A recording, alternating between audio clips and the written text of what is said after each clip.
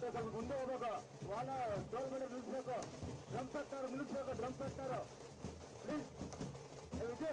Drum sector ನಿಲ್ಲಿಸ್ಬೇಕು. Drum sector ನಿಲ್ಲಿಸಕ್ಕೆ ಎಲ್ಲ ವಾರಕ್ಕೆ ಬರೋ ನಿಲ್ಲಿಸ್ಬೇಕು.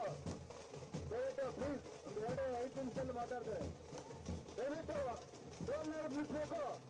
ಬಡೋ ಭಾರತ್ ಮಾತಾಕ್ಕೆ, ಬಡೋ ಭಾರತ್ ಮಾತಾಕ್ಕೆ, ಭಾರತೀಯ ಜನತಾ ಪಾರ್ಟಿಗೆ ಟ್ರೈನ್ ನಿಲ್ಲಿಸೋದು. ಟೋಲ್ ಸೆಕ್ಟರ್ ನಿಲ್ಲಿಸ್ಬೇಕು. ದಯವಿಟ್ಟು ಮೊನ್ನೆ ಮುಖ್ಯಮಂತ್ರಿಗಳು ಮುನ್ಸೇಜ್ ಮಾತಾಡಿದ್ದಾರೆ. ದಯವಿಟ್ಟು ಟೋಲ್ ಸೆಕ್ಟರ್ ಎಲ್ಲ ಸೈಡಲ್ಲಿ ನಿಲ್ಲಿಸಬೇಕಾಗುತ್ತೆ. ಮೊನ್ನೆ ಮತದಾರ ಬಂಧುಗಳೇ, ಇವತ್ತು ನಮ್ಮ ಅಸ್ಸಾಮಿನ ಮುಖ್ಯಮಂತ್ರಿಗಳಾಗಿರ್ತಕ್ಕಂಥ ಅವರು ಇವತ್ತು ಕೊರಟಗೆರೆ ವಿಧಾನಸಭಾ ಕ್ಷೇತ್ರಕ್ಕೆ ನಿಮ್ಮೆಲ್ಲರ ಪರವಾಗಿ ಸ್ವಾಗತ ಮಾತಾಡ್ತೀನಿ ಬಂಧುಗಳೇ. ಅದೇ ರೀತಿ ನಮ್ಮ ಪಕ್ಷದ ಅಭ್ಯರ್ಥಿಗಳಾಗಿರ್ತಕ್ಕಂಥ ಅನಿಲ್ ಕುಮಾರ್ಗೆ ಸ್ವಾಗತ ಕೊಡ್ತಾ ಇದ್ದೀನಿ. ಅದೇ ರೀತಿ ಲೋಕೇಶ್ ಗೌಡರಿಗೂ ಮತ್ತು ಜಿಲ್ಲಾಧ್ಯಕ್ಷ ಡಿ ಕೆ ಮಂಜುನಾಥ್ರವ್ರಿಗೂ ಮತ್ತು ಮಂಡಲಾಧ್ಯಕ್ಷ ಪವನ್ ಕೋಳವರೆಗೂ ಸ್ವಾಗತ ಕೊಡ್ತಾ, ಈಗ ನಿಮ್ಮನ್ನು ಉದ್ದೇಶಿಸಿ ನಮ್ಮ ಪಕ್ಷದ ಅಭ್ಯರ್ಥಿಗಳಾಗಿರ್ತಕ್ಕಂಥ ಅನಿಲ್ ಕುಮಾರ್ ಅವರು ನಿಮ್ಮನ್ನು ಮಾತಾಡ್ತಿದ್ದಾರೆ.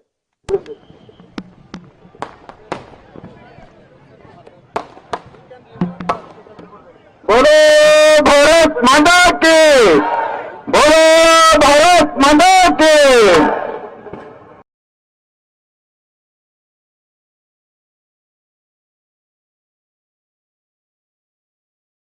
नरेंद्र मोदी जी के, बसवराज बोम्माई जी के, येडियूरप्ಪ जी के,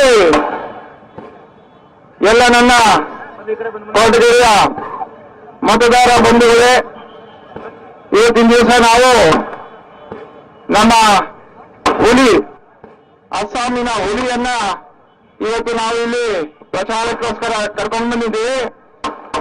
ಅವರಿಗೆ ನಾನು ತಮ್ಮೆಲ್ಲರ ಪರವಾಗಿ ಮತ್ತು ವೈಯಕ್ತಿಕವಾಗಿ ಡಾಕ್ಟರ್ ಹೇಮಂತ್ ವಿಶ್ವಾಸ್ ಶರ್ಮಾ ಅವರಿಗೆ ಸುಸ್ವಾಗತವನ್ನ ಕೋರ್ತೇನೆ. ಜೋರಾಗಿ ಚಪ್ಪಾಳೆಯ ಮುಖಾಂತರ ತಾವೆಲ್ಲರೂ ಅವ್ರನ್ನ ಸ್ವಾಗತಿಸಬೇಕು. बोलो भारत माता की, ಡಾಕ್ಟರ್ ಶರ್ಮಾ की। ಇವತ್ತಿನ ದಿವಸ ಈ ಪ್ರಚಾರಕ್ಕೆ ಮತ್ತು ಮತಯಾಚನೆಯ ಕಾರ್ಯಕ್ರಮದಲ್ಲಿ ಎಲ್ಲ ನನ್ನ ಕೊರಟಗೆರೆಯ ಮತದಾರ ಬಂಧುಗಳು ತಾವೆಲ್ಲರೂ ಕೂಡ ಹೆಚ್ಚಿನ ಸಂಖ್ಯೆಯಲ್ಲಿ ಬಂದಿದ್ದೀರಿ.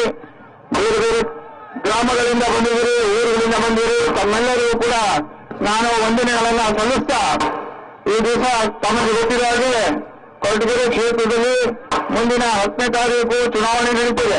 ಚುನಾವಣೆ ನಡೀತಕ್ಕಂಥ ಸಂದರ್ಭದಲ್ಲಿ ತಾವೆಲ್ಲರೂ ಯೋಚನೆ ಮಾಡಬೇಕಾಗಿರ್ತಕ್ಕಂಥದ್ದು ಏನು ಅಂತ ಹೇಳಿದ್ರೆ, ಯಾವ ಪಕ್ಷವನ್ನ ನೀವು ಆಯ್ಕೆ ಮಾಡ್ತೀರಾ ಅಂತ. ಸ್ವಾಮಿ, ಕಾಂಗ್ರೆಸ್ ಪಕ್ಷ ಆಯ್ಕೆ ಮಾಡ್ತೀರಾ, ಅದು ಸರ್ಕಾರ ರಚನೆ ಮಾಡಲ್ಲ, ಗೊತ್ತಿರಲಿ. ಅದು ಅವ್ರು ಯಾವತ್ತೂ ಹಗಲು ಕಾಣ್ತಾ ಇದ್ದಾರೆ. ಯಾವತ್ತೂ ಅವರು ಸರ್ಕಾರ ರಚನೆ ಮಾಡಕ್ ಸಾಧ್ಯವೂ ಇಲ್ಲ. ಬಿಜೆಪಿ ಪಕ್ಷ ಮಾತ್ರ ಈ ಸಾರಿ ಸರ್ಕಾರವನ್ನ ರಚನೆ ಮಾಡೇ ಮಾಡುತ್ತೆ. 150ಕ್ಕಿಂತ ಅಧಿಕ ಸೀಟ್ಗಳನ್ನ ಗೆದ್ದು ನಾವು ಸರ್ಕಾರವನ್ನ ಮಾಡೇ ಮಾಡ್ತೀವಿ. ಸದೃಢವಾಗಿರ್ತಕ್ಕಂಥ, ಸುಭದ್ರವಾಗಿರ್ತಕ್ಕಂಥ ಸರ್ಕಾರವನ್ನ ರಚನೆ ಮಾಡ್ತೀವಿ. ಆದ್ರಿಂದ ತಾವೆಲ್ಲ ಮತದಾರ ಬಂಧುಗಳು ಇವತ್ತು ಬಿಜೆಪಿ ಪಕ್ಷವನ್ನ ಬೆಂಬಲಿಸಬೇಕು. ಬೆಂಬಲಿಸಿ ಅತಿ ಹೆಚ್ಚು ಮತಗಳನ್ನ ಬಿಜೆಪಿ ಪಕ್ಷಕ್ಕೆ ನೀಡುವುದರ ಮುಖಾಂತರ ಬಿಜೆಪಿ ಪಕ್ಷದ ಅಭ್ಯರ್ಥಿಯಾಗಿರ್ತಕ್ಕಂಥ ತಮ್ಮ ಅಮೂಲ್ಯವಾಗಿರ್ತಕ್ಕಂಥ ಮತವನ್ನ ತಾವೆಲ್ಲರೂ ಕೊಡಬೇಕು ಅಂತ ನಾನು ಕೇಳ್ಕೊಳ್ತೇನೆ. ಹಾಗೆ ತಮ್ಮೆಲ್ಲರಿಗೂ ಗೊತ್ತಿರುವ ಹಾಗೆ ಹಿಂದೆ ಇರ್ತಕ್ಕಂಥ ಶಾಸಕರು ಯಾವ ರೀತಿ ಅಭಿವೃದ್ಧಿ ಮಾಡಿದ್ದಾರೆ ಅಂತಕ್ಕಂಥ ತಾವೆಲ್ಲ ನೋಡಿದ್ದೀರಾ ಸ್ವಾಮಿ, ತಾವೆಲ್ಲ ನೋಡಿದ್ದೀರಾ. ಯಾವ್ದಾದ್ರೂ ಹಳ್ಳಿಗೆ ಹೋಗ್ಬೇಕಂದ್ರೆ ಒಂದು ರಸ್ತೆ ಸರಿ ಇಲ್ಲ, ಹಳ್ಳಿ ಒಳಗೆ ಹೋಗ್ಬೇಕು ಅಂತ ಹೇಳಿದ್ರೆ ವ್ಯಕ್ತಿ ಸರಿ ಇಲ್ಲ. ವಿದ್ಯಾರ್ಥಿನಿಯರಿಗೆ ಸಾರಿಗೆ ಸಂಪರ್ಕ ಇಲ್ಲ, ಅವರಿಗೆ ವಿದ್ಯಾಭ್ಯಾಸವನ್ನು ಮಾಡಲಿಕ್ಕೆ ಸಾಧ್ಯ ಆಗೋದಿಲ್ಲ. ಯಾವ ಒಂದು ಟೂ ವೀಲರ್ ಆಗಲಿ ಆಟೋ ರಿಕ್ಷಾ ಅಲ್ಲಿ ಮಾತ್ರ ಹೋಗಿ ಅವರು 2-3 ಕಿಲೋಮೀಟರ್ ಹೋಗಿ ವಿದ್ಯಾಭ್ಯಾಸವನ್ನು ಮಾಡತಕ್ಕಂಥ ಸಂದರ್ಭ, ಈ ಸನ್ನಿವೇಶ ಈ ಕ್ಷೇತ್ರದಲ್ಲಿ ಇದೆ ಸ್ವಾಮಿ. ಯಾಕೆ ನಮ್ಮ ಶಾಸಕರು ಉಪಮುಖ್ಯಮಂತ್ರಿ ಆಗಿದ್ರು, ಉಪಮುಖ್ಯಮಂತ್ರಿ ಆಗಿದ್ದಾಗ ಹೆಚ್ಚುವರಿ ಅನುದಾನ, ಎಷ್ಟು ಅನುದಾನ ಬೇಕಾದ್ರೂ ಅವ್ರು ತಗೋಬಹುದಾಗಿತ್ತು, ತಗೊಂಡು ಇಲ್ಲಿ ಅಭಿವೃದ್ಧಿ ಮಾಡಬೇಕಾಗಿತ್ತು. ಅವ್ರು ಮಾಡಿದ್ದೇನೋ ಶೂನ್ಯ, 0 ಟ್ರಾಫಿಕ್, 0 ಅಭಿವೃದ್ಧಿ. ಏನು ಅಭಿವೃದ್ಧಿ ಮಾಡಿಲ್ಲ ಸ್ವಾಮಿ, ಏನೂ ಅಭಿವೃದ್ಧಿ ಮಾಡಿಲ್ಲ. ಕೊರಟಗೆರೆ ಕ್ಷೇತ್ರ ಕೇವಲ 80 ಕಿಲೋಮೀಟರ್ ದೂರದಲ್ಲಿದೆ ಬೆಂಗಳೂರು. ಬೆಂಗಳೂರಿನಿಂದ ಇಲ್ಲಿಗೆ ಬರ್ಲಿಕ್ಕೆ ಎಷ್ಟು ಸಮಯ ಆಗುತ್ತೆ ತಮ್ಗೆ ಗೊತ್ತು. ಆದ್ರೆ ಇಲ್ಲಿಂದ ಒಂದು ಹಳ್ಳಿಗೆ ಹೋಗ್ಬೇಕಂದ್ರೆ ಎಷ್ಟು ಸಮಯ ಆಗುತ್ತೆ ನೀವು ಗೊತ್ತಿದೆ, ನಾವೆಲ್ಲ ನೋಡಿದೀವಿ. ಎಲ್ಲ ರಸ್ತೆಗಳು ಮಣ್ಣು ರಸ್ತೆಗಳಿದ್ದಾವೆ. ದಯವಿಟ್ಟು ಶಾಸಕರು ಎಲ್ಲಿ ಬಂದಿದ್ದಾರೆ ಅಂದ್ರೆ ಎಲ್ಲೂ ಯಾವ ಹಳ್ಳಿಗೂ ಹೋಗಿಲ್ಲ ಶಾಸಕರು. ಯಾವ ಹಳ್ಳಿಗೆ ನಾನು 344 ಹಳ್ಳಿಗಳಿದ್ದಾವೆ. ಅದರ 80% ಹಳ್ಳಿಗಳಿಗೆ ನಾನು ಖುದ್ದಾಗಿ ಭೇಟಿ ಕೊಟ್ಟಿದ್ದೀನಿ. ಭೇಟಿ ಕೊಟ್ಟಂತ ಸಂದರ್ಭದಲ್ಲಿ ಯಾವುದೇ ಸಂಪರ್ಕ ರಸ್ತೆ ಇಲ್ಲ. ಅದನ್ನ ತಾವು ಗಮನಿಸಬೇಕು. ಪ್ರತಿಯೊಂದು ಗ್ರಾಮದಲ್ಲೂ ಇವತ್ತು ಕುಡಿಯ ನೀರಿನ ಜಲ್ ಜೀವನ್ ಮಿಷನ್ ಅನ್ನ ಕೇಂದ್ರ ಸರ್ಕಾರ ಬಿಜೆಪಿ ಸರ್ಕಾರ ಕೊಟ್ಟಿದೆ. ಆದರೆ ಯಾವ ಹಳ್ಳಿಯಲ್ಲಿ ಹೋದ್ರೂ ಕೂಡ ಕುಡಿಯ ನೀರಿನ ಸಮಸ್ಯೆ ಇದೆ. ಕೆಲವು ಹಳ್ಳಿಗಳಲ್ಲಿ ಮಾತ್ರ ಒಂದು ಜಲ್ ಜೀವನ್ ಮಿಷನ್ನಿನ ಮನೆ ಮನೆ ಗಂಗೆ ಯೋಜನೆಯನ್ನು ಮಾತ್ರ ಅನುಷ್ಠಾನ ಮಾಡಿದ್ದಾರೆ. ಯಾಕೆ ಸ್ವಾಮಿ, ಶಾಸಕರಿಗೆ ಕೇಂದ್ರ ಸರ್ಕಾರದಿಂದ ಬಂದಿರತಕ್ಕಂತ ಅನುದಾನವನ್ನು ಬಳಸಲಿಕ್ಕೆ ಸಾಧ್ಯ ಇಲ್ವಾ? ಅವ್ರಿಗೆ ಆಸಕ್ತಿ ಇಲ್ವಾ? ಈ ಕ್ಷೇತ್ರದ ಜನರು ಯಾವತ್ತೂ ಅಭಿವೃದ್ಧಿ ಆಗ್ಬಾರದಾ? ಅವ್ರ ಹಂಗೆ ಯಥಾಸ್ಥಿತಿಯಲ್ಲಿ ಇರ್ಬೇಕಾ? 20 ವರ್ಷದಲ್ಲಿ ಏನು ಇತ್ತು ಅಭಿವೃದ್ಧಿ, ಅದೇ ಇದುವರೆಗೂ ಇದೆ. 20 ವರ್ಷ ಇವರು ಶಾಸಕರಾಗಿದ್ದಾರೆ. ಯಾತಕ್ ಸ್ವಾಮಿ ಶಾಸಕರಾಗಿದ್ದಾರೆ 20 ವರ್ಷ? ಅವ್ರ ಕೊಡುಗೆ ಏನು ಇಲ್ಲಿ ಏನಿದೆ ಅವ್ರ ಕೊಡುಗೆ? ಏನಾದ್ರೂ ಇದೆಯಾ? ನೀವು ಹೇಳಿ, ಇದೆಯಾ? ಶೂನ್ಯ ಅಭಿವೃದ್ಧಿ ಇದೆ. ದಯವಿಟ್ಟು ಆದ್ರಿಂದ ತಾವೆಲ್ಲರೂ ಇವತ್ತು ಮನಸ್ಸು ಮಾಡಬೇಕು, ದೃಢ ಸಂಕಲ್ಪ ಮಾಡಬೇಕು. ಏನಂತ ಅಂದ್ರೆ ಇವತ್ತು ಕಾಂಗ್ರೆಸ್ ಮುಕ್ತ ಕೊರಟಗೆರೆಯನ್ನ ಮಾಡಬೇಕು. ಕಾಂಗ್ರೆಸ್ ಮುಕ್ತ ಕೊರಟಗೆರೆ. ಬಿಜೆಪಿಯನ್ನು ಪತಾಕೆಯನ್ನು ಹಾರಿಸಿ ಕಾಂಗ್ರೆಸ್ ಮುಕ್ತ ಕೊರಟಗೆರೆಯನ್ನ ಇವತ್ತು ಮಾಡಬೇಕು. ಆ ಒಂದು ದೃಢ ಸಂಕಲ್ಪವನ್ನ ತಾವೆಲ್ಲರೂ ಇವತ್ತು ಮಾಡಬೇಕು. ಸ್ವಾಮಿ ಇನ್ನ ಹೇಳ್ತಾ ಹೋದ್ರೆ ಇನ್ನ ಹೆಚ್ಚಿಗೆ ಹೇಳ್ತಾ ಹೋಗ್ಬೋದು. ಅವ್ರು ಎಷ್ಟು 2600 ಕೋಟಿ ಅಂತ ಹೇಳಿ ಅವರು ಪುಸ್ತಕ ಬರೆದವ್ರೆ. ಆ ಪುಸ್ತಕದ ಬೆಲೆ ಎಷ್ಟು? ಆ ಪುಸ್ತಕದ ಬೆಲೆಯಲ್ಲಿ ಇದ್ದಷ್ಟು ಅಭಿವೃದ್ಧಿ ಆಗಿದ್ದಿದ್ರೆ ನಮ್ಮ ಕೊರಟಗೆರೆ ಬೆಂಗಳೂರು ಆಗ್ಬಿಡ್ತಾ ಇತ್ತು ಸ್ವಾಮಿ. ಕೊರಟಗೆರೆ ಬೆಂಗಳೂರು ಆಗ್ತಾ ಇತ್ತು. ಅವ್ರು ಮಾಡಿರ್ತಕ್ಕಂಥದ್ದು ಏನು ಅಂತ ಹೇಳಿದ್ರೆ ಈ ಕೊರಟಗೆರೆ ಕ್ಷೇತ್ರದ ಜನರಿಗೆ ದ್ರೋಹ ಬರೆದಿದ್ದಾರೆ. ಅವ್ರೇನು ಒಳ್ಳೇದಂತೂ ಮಾಡಿಲ್ಲ, ಸುಮ್ಮನೆ ಶಾಸಕರಾಗಿದ್ದಾರೆ. ಯಾತಕ್ ಶಾಸಕರಾಗಿದ್ದಾರೆ ಅಂದ್ರೆ ಅವ್ರ ಸಾಮ್ರಾಜ್ಯನ ಉಳಿಸ್ಕೋಬೇಕಷ್ಟೇ. ಸಾಮ್ರಾಜ್ಯ ಉಳಿಸ್ಕೊಳ್ಳೋಕೆ ಮಾತ್ರ ಅವ್ರು ಶಾಸಕರಾಗಿದ್ದಾರೆ, ಬೇರೆ ಏನೂ ಇಲ್ಲ. ಅಭಿವೃದ್ಧಿ ಅಂತೂ ಶೂನ್ಯ. ಜನರ ಕುಂದು ಕರ್ತವ್ಯಗಳಿಗೆ ಸ್ಪಂದಿಸೋದಿಲ್ಲ. ಅವ್ರನ್ನ ಹುಡ್ಕೊಂಡು ಹೋದ್ರೆ ಬೆಂಗಳೂರಿಗೆ ಅವ್ರ ಮನೆ ಮುಂದೆ ಹೋಗಿ ನಿಂತ್ಕೋಬೇಕು. ಅವ್ರ ಮನೆ ಹಿಂದ್ಗಡೆ ಬಾರಿನಿಂದ ಹೊರಗಡೆ ಹೋಗಿರ್ತಾರೆ. ಸ್ವಾಮಿ, ಇಂಥ ಶಾಸಕರು ನಿಮ್ಗೆ ಬೇಕಾ ಸ್ವಾಮಿ? ಇಂಥ ಶಾಸಕರು ಯಾಕೆ ಬೇಕು? ಇಂಥ ಶಾಸಕರು ದಯವಿಟ್ಟು ಇವತ್ತು ತಾವೆಲ್ಲರೂ ಇವತ್ತು ದೃಢ ಸಂಕಲ್ಪ ಮಾಡಿ ಮುಂದೆ ಬರ್ತಕ್ಕಂಥ ಚುನಾವಣೆ 10ನೇ ತಾರೀಕು ಅವರನ್ನ ಮುಕ್ತ ಮಾಡಿಬಿಡಿ. ಇಲ್ಲಿಂದ ಒಂದು ವಿದಾಯ ಮಾಡಿ ಕಳಿಸ್ಕೊಡಿ ಅವ್ರಿಗೆ. ಹೊರಗಡೆ ಹೋಗಿ ಈ ಸಾರಿ ಖಂಡಿತವಾಗೂ ನಮ್ಗೆ ಗೊತ್ತಿದೆ ಬಿಜೆಪಿ ಇದೆ ಇಲ್ಲಿ ಬರೋದು, ಬಿಜೆಪಿ ಇದೆ ಇಲ್ಲಿ ಗೆಲ್ಲೋದು. ಯಾರಿಗೂ ಅನುಮಾನ ಬೇಕಾಗಿಲ್ಲ. ತಾವೆಲ್ಲರೂ ಕೂಡ ಈ ಒಂದು ಸಂದರ್ಭದಲ್ಲಿ ಇಷ್ಟೊಂದು ಹೆಚ್ಚಿನ ಬೆಂಬಲವನ್ನು ಕೊಟ್ಟಿದ್ದೀರಾ, ಇಷ್ಟೊಂದು ಹೆಚ್ಚು ಪ್ರೀತಿಯನ್ನು ಕೊಟ್ಟಿದ್ದೀರಾ. ನನಗೆ ಈಗ ಒಂದು ನಿಮ್ಮ ಮತವನ್ನು ಕೊಟ್ಟು ನಿಮ್ಮ ಸೇವಕನಾಗಿ ಕೆಲಸ ಮಾಡಲಿಕ್ಕೆ 24/7 ನಿಮಗೆ ಇಲ್ಲೇ ಸಿಗ್ತೀನಿ.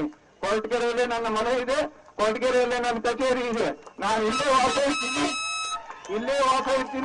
ಇಲ್ಲೇ ನಿಮ್ಗೆ ಕೈ ಸಿಗ್ತೀನಿ. ದಯವಿಟ್ಟು ಬೇರೆ ಎಲ್ಲಿ ಹುಡ್ಕೊಂಡು ಹೋಗ್ಬೇಕಾಗಿಲ್ಲ. ನೀವು ಎಲ್ಲೂ ಹುಡ್ಕೊಂಡು ಹೋಗ್ಬೇಕಾಗಿಲ್ಲ, ಇಲ್ಲೇ ಸಿಗ್ತೀನಿ. ಕೊರಟಗೆರೆ ತಾಲೂಕು ಕಚೇರಿ ಎದುರುಗಡೆನೆ ನಂದು ಕಚೇರಿ ಇದೆ, ವಾಸ ಸ್ಥಳ ಇದೆ. ತಾವು ಏನೇ ಕುಂದು ಕೊರತೆ ಇದ್ರು, ತಮ್ಮ ಏನೇ ಅಭಿವೃದ್ಧಿಗೆ ಬೇಕಾಗಿರ್ತಕ್ಕಂಥ ಕೆಲಸ ಕಾರ್ಯಗಳು ಇರ್ಬೇಕಂದ್ರೆ ತಾವು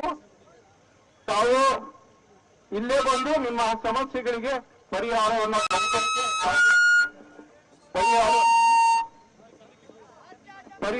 ಪಡೆದುಕೊಳ್ಳಿಕ್ಕೆ ಇಲ್ಲಿ ಅವಕಾಶ ಇದೆ. ಆದ್ರಿಂದ ದಯವಿಟ್ಟು ತಾವೆಲ್ಲರೂ ಕೂಡ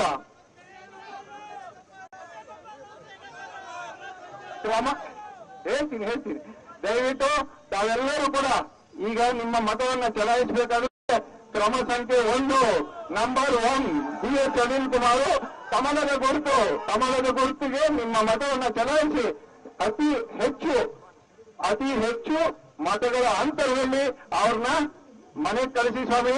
ಅಷ್ಟೇ ನಾನು ಹೇಳಲಿಕ್ಕೆ ಇಚ್ಛೆ ಬರೋದು. ಕಾಂಗ್ರೆಸ್ ಮುಕ್ತ ಕೊರಟಗೆರೆ, ಕಾಂಗ್ರೆಸ್ ಮುಕ್ತ.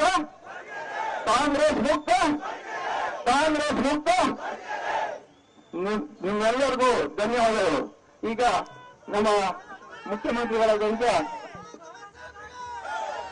ಅಸ್ಸಾಂ ಮುಖ್ಯಮಂತ್ರಿಗಳಾದ ಹೇಮಂತ್ ಬಿಸ್ವಾ ಶರ್ಮಾ ಅವರು ಮಾತಾಡ್ತಾರೆ.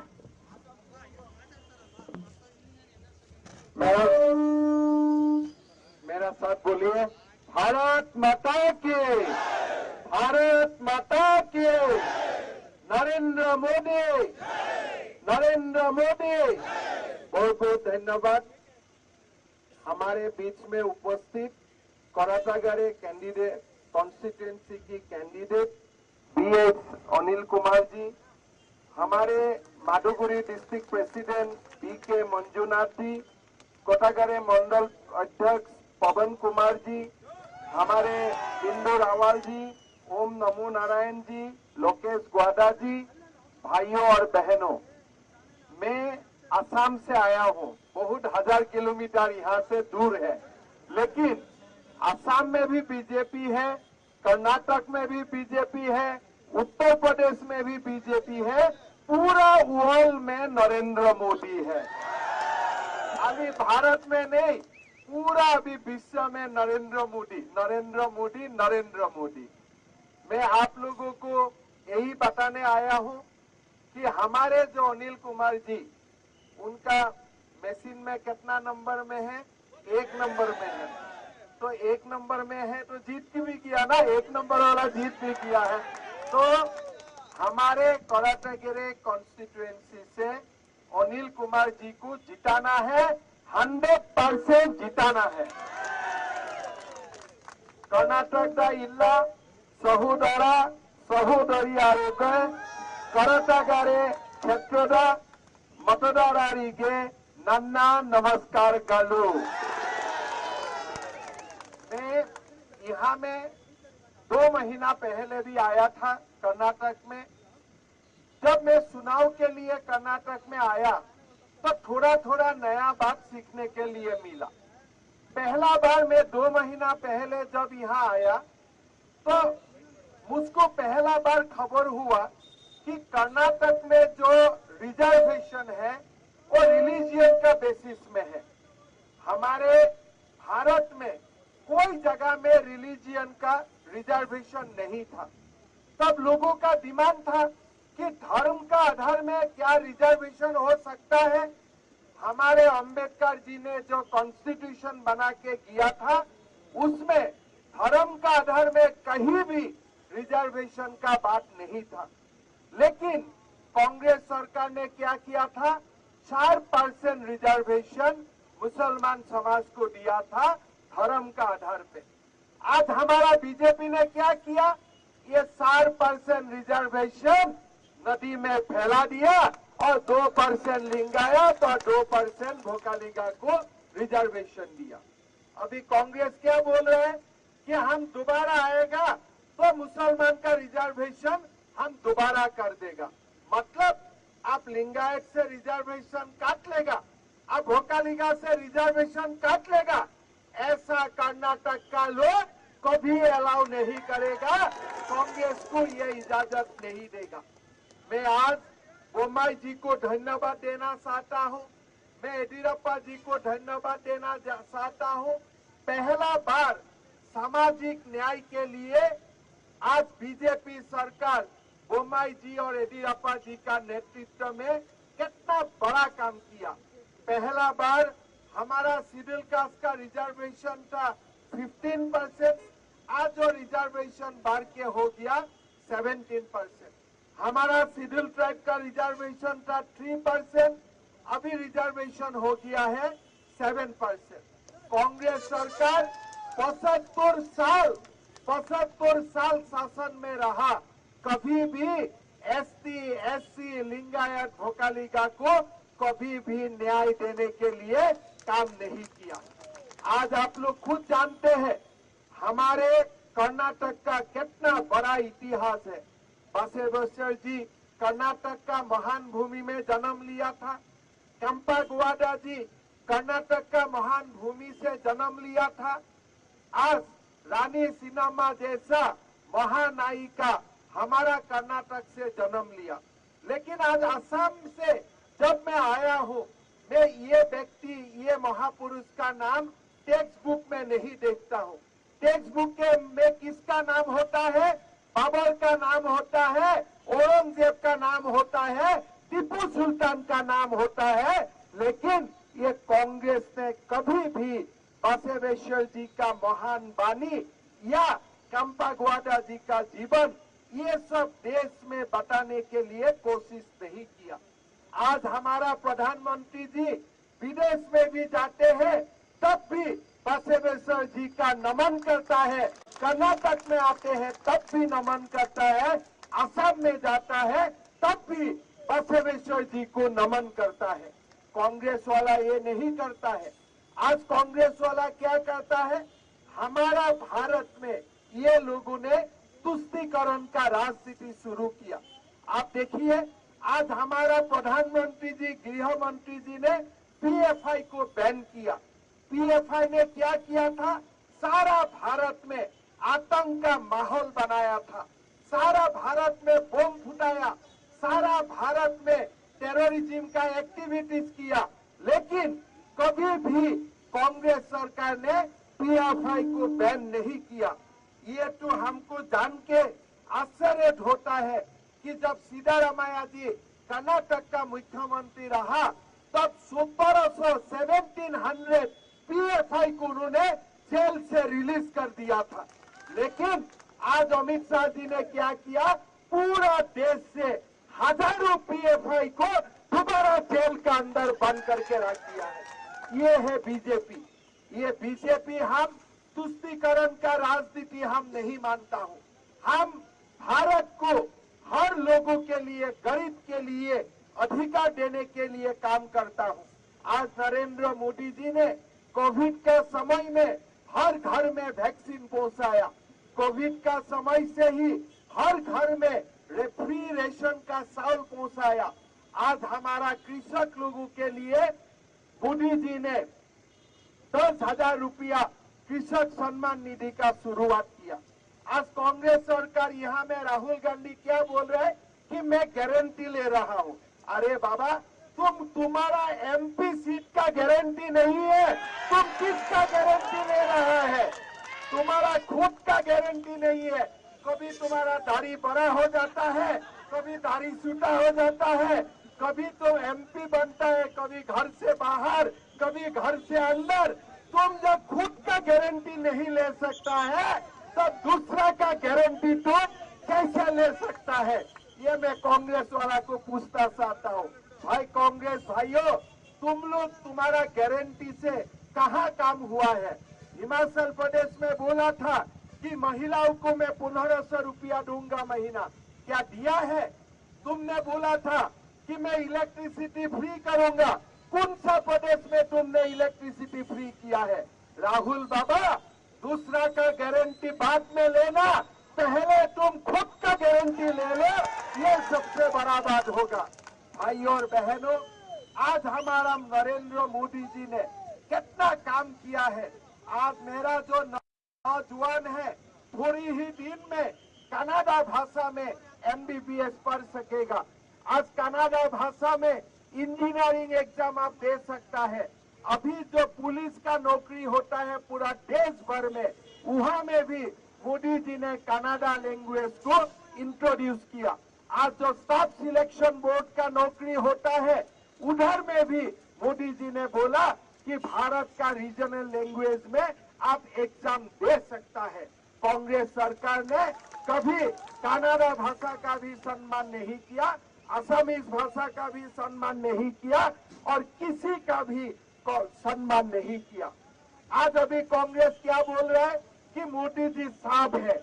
हाँ, मोदी जी साहब है, लेकिन वो साहब खाली कांग्रेस को काटते हैं, दूसरा लोगों को नहीं काटते हैं। इसलिए कांग्रेस कम से कम 85% करप्शन करता है। राजीव गांधी क्या बोला था कि मैं 100 रुपया भेजता हूँ, गांव में 10 रुपया पहुंचता है। मतलब 90 रुपया कहाँ जाते थे? 90 रुपया कांग्रेस लोगों का पेट में जाता थे, कांग्रेस लोगों का फैमिली में जाते हैं। इसीलिए आप देखिए, ये डीके शिव कुमार का प्रॉपर्टी कितना है? 1500 करोड़ रुपया। ये परमेश्वर जी का कितना पैसा है? कोई हिसाब भी नहीं है कितना पैसा है। आज ये लोगों ने गरीबों का लुंठन किया, गरीबों का पैसा खाया और इसीलिए ये लोग मोदी जी को बोल रहे हैं कि मोदी जी सांप है। अरे सांप तो शिव, सदा शिव का, महादेव का गले में होता है, लेकिन जो लोग करप्ट लोग हैं, ये करप्ट लोग को सांप काटते हैं और इसीलिए आप लोग अभी जेल में है, आप लोग अभी जेल के अंदर में है। तो इसीलिए आज कांग्रेस का लोग मोदी जी का ऊपर नाराज है। क्यों नाराज है? मोदी जी ने गरीब को चावल दिया। क्यों नाराज है? मोदी जी ने गरीब को गैस दिया। और मैं आप लोग को वादा करना चाहता हूं, अभी अभी हमारा बीजेपी का प्रेसिडेंट नड्डा जी ने विजन डॉक्यूमेंट रिलीज किया और हम लोग ने क्या बोला हो कि अभी साल में 3 गैस सिलेंडर सरकार आपको फ्री ऑफ कॉस्ट देगा। 3 गैस सिलेंडर। आज अभी हमारा मैनिफेस्टो रिलीज हुआ है। मैनिफेस्टो में बीजेपी सरकार क्या बोला है कि हर वार्ड में हम कैंटीन बनाएगा, अटल जी का नाम में कैंटीन बनेगा और वहां में हमारा गरीब लोग छोटी ही दाम में कंसेशन का प्राइस में खाना खा सकेगा। ऐसा बात आज हमारा विजन डॉक्यूमेंट में मोदी जी ने बोला है। आज 5 लाख रुपया तक इलाज अब फ्री कर सकता है हॉस्पिटल में। आज हमारा विजन डॉक्यूमेंट में बोला है कि अभी कैंसर बीमार होगा किसी का भी केमोथेरापी का कंप्लीट कॉस्ट सरकार देगा, गरीब लोगों को देना नहीं है। भाई और बहनों, हमारे मुंबई जी ने, येदियुरप्पा जी ने आज जो काम किया, एसटी को अधिकार दिया, शेड्यूल कास्ट को अधिकार दिया, लिंगायत का सम्मान किया, वोकालिगा का सम्मान किया, सारे आज कर्नाटक में सारा समाज को आज मुंबई जी और येदियुरप्पा जी ने सम्मान किया। नरेंद्र मोदी जी ने कर्नाटक के लिए हमेशा आवाज उठाया। तो इसलिए मैं आप लोग को निवेदन करूंगा कि अगले चुनाव में हमारे ये कराटेगेरे कॉन्स्टिट्यूएंसी से हमें कांग्रेस मुक्त करना है, बीजेपी को जिताना है और अनिल कुमार जी को एमएलए बनाना है। बनाएगा ना आप लोग? बनाएगा ना? 1 नंबर सीट में वोट डालेगा ना? कमल का सीट में वोट डालेगा ना?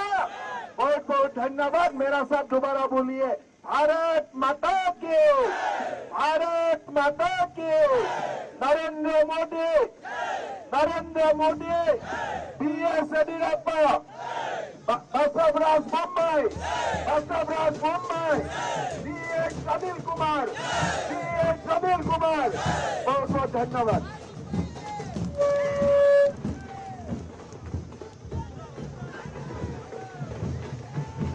ಎಲ್ಲ ಮತದಾರ ಬಂಧುಗಳಿಗೆ ಧನ್ಯವಾದಗಳು. ತಮಗೆ ಬಹಳ ಶುಭಾಶಯಗಳು.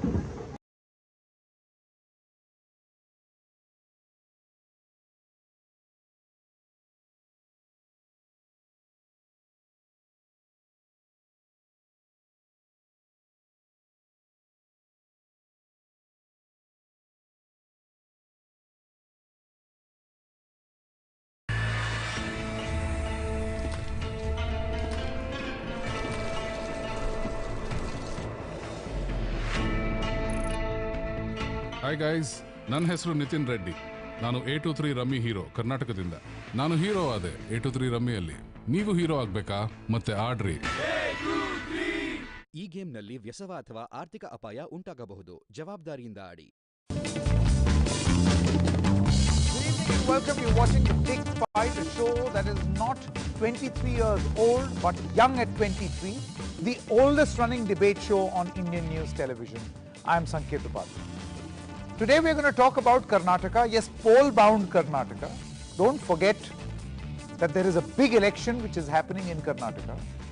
All campaigning at fever pitch, top guns deployed, heavy artillery, and I'm not talking about a war zone, but a political war zone.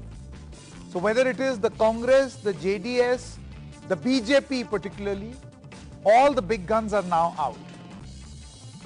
You know, a lot is being spoken about in the context of Karnataka, that where were those typical issues of hijab, halal, Tipu Sultan in this election, at least as it is entering its final leg.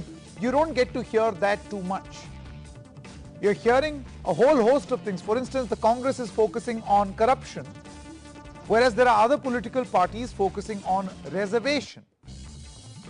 What is going to work with the people? Some pollsters also carrying out some polls. They're showing one party in the lead, the other is showing another one in the lead.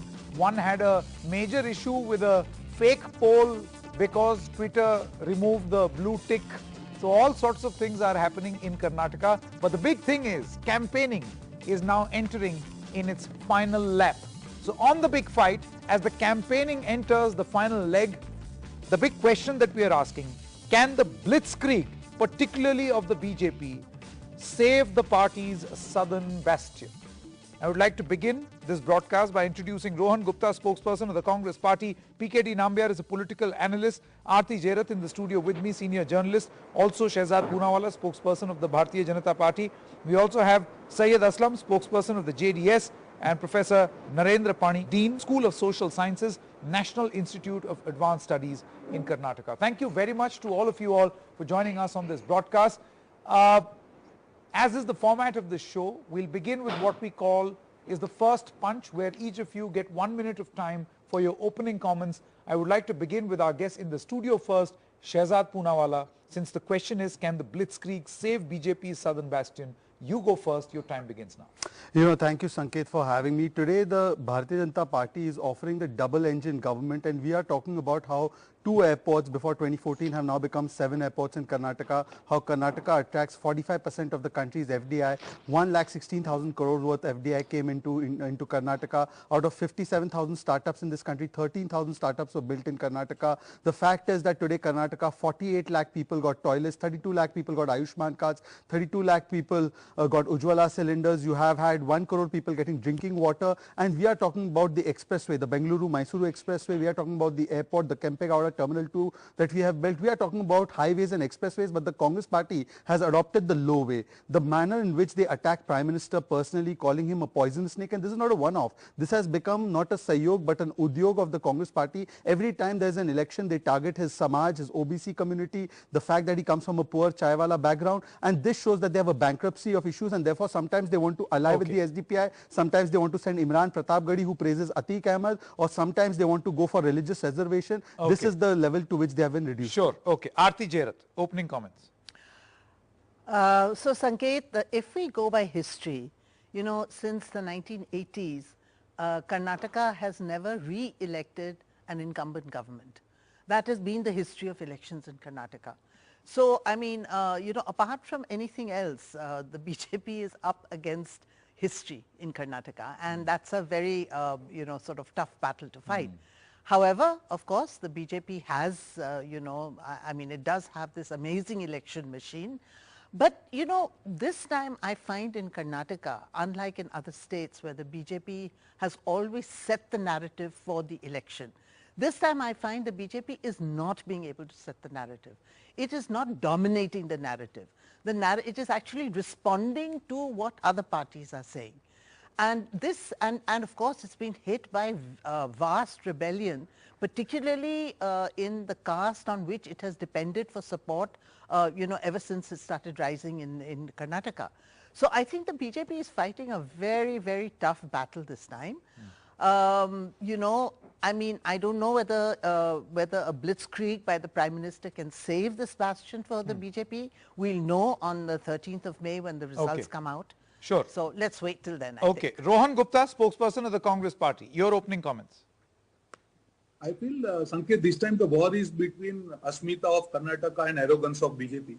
It's a 40% commission Sarkara which has been printed on the hearts of people of Karnataka. They have been trying to put different narratives, but they are not successful because they have impacted, they had attacked the Asmita of Karnataka, whether it is a Nandini issue, whether it is 40% commission. I have the whole list of scams, tender scam, PSI scam, land grab scam, COVID scam, Vijendra scam, egg scam, food kit scam. List is long and every day the list is going. They have looted 1.5 lakh crores from the pockets of people of Karnataka. They are trying to go for different narratives, but they are not successful because 90% of the promises they have given to people of Karnataka in last manifesto are not fulfilled. People are really, really fed up of this government, and against that, Congress is going with a positive narrative of our core schemes, and it is really penetrating in minds of people. For Congress, whatever we promised, we have delivered in Rajasthan, we have delivered in Chhattisgarh, we have delivered in Himachal Pradesh. So there is a difference between a delivery government and 40% commission government. Okay. People have already made their choice. The party which has betrayed their leaders, people cannot trust the party.